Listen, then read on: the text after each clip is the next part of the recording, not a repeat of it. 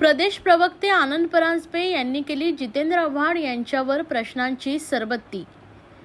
आदरणीय पवार साहेबांच्या सहमतीने एखादा निर्णय झाला की तो साहेबांचा आशीर्वाद, पण अजितदादांनी वेगळी भूमिका घेतली की ती गद्दारी।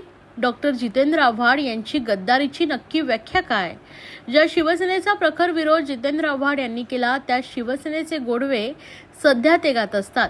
याचं जितेंद्र आव्हाड यांनी आत्मपरीक्षण करावं। लोकशाही मार्गाने केंद्रीय निवडणूक आयोगानं पक्ष दिला, चिन्ह दिले। जितेंद्र आव्हाड, तुमचे पक्ष कार्यालय ताब्यात घेण्याचा कुठलाही विचार झालेला नाही, असे मत प्रदेश प्रवक्ते ठाणे जिल्हाध्यक्ष आनंद परांजपे यांनी व्यक्त केलं आहे। आताच डॉक्टर जितेंद्र आव्हाड यांनी विधिमंडळातून बाहेर येऊन जी काही प्रतिक्रिया दिली ती मी ऐकली की आदरणीय शरदचंद्रजी पवार साहेब यांच्याशी आम्ही गद्दारी केली, आम्ही त्यांचा पक्ष हिसकावून घेतला, चिन्ह हिसकावून घेतलं, ऑफिस कार्यालय देखील आम्ही घुसून ताब्यात घेणार आहोत। माझा त्यांना सरळ प्रश्न आहे की आदरणीय साहेबांच्या आशीर्वादाने, सहमतीने 2014 मध्ये निवडणुकांच्या, विधानसभा निवडणुकीचे आकडेवारी येत असताना आम्ही बिनशर्त पाठिंबा भाजपला दिला, याला काय म्हणायचं? 2016 असेल, 18 असेल, 19 असेल, अनेक वेळा बैठका भाजपच्या शीर्ष नेतृत्वाबरोबर झाल्या, साहेबांच्या सहमतीने, साहेबांच्या आशीर्वादाने झाल्या, याला काय म्हणायचं? ज्या डॉक्टर जितेंद्र आव्हाडांनी स्वतः सामना पेपर जाळला, शिवसेनेविरुद्ध अनेक वेळा आंदोलनं केली, 2019 मध्ये त्याच शिवसेनेबरोबर महाविकास आघाडीमध्ये सत्तेमध्ये आम्ही सामील झालो, मग याला काय म्हणायचं?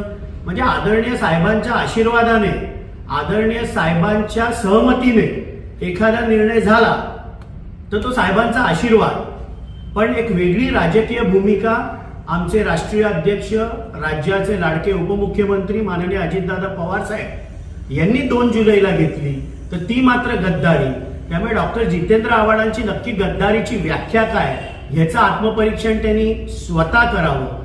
कळव्याची शाखा असेल, खारीगावची शिवसेनेची शाखा असेल, ही कोणामुळे तुटली हे बहुतेक ते विसरले असतील।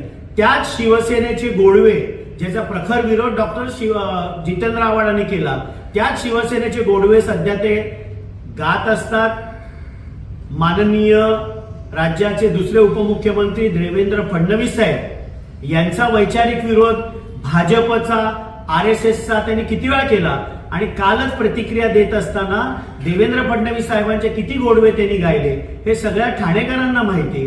त्यामुळे गद्दारीची व्याख्या काय हे एकदा स्पष्ट करावं।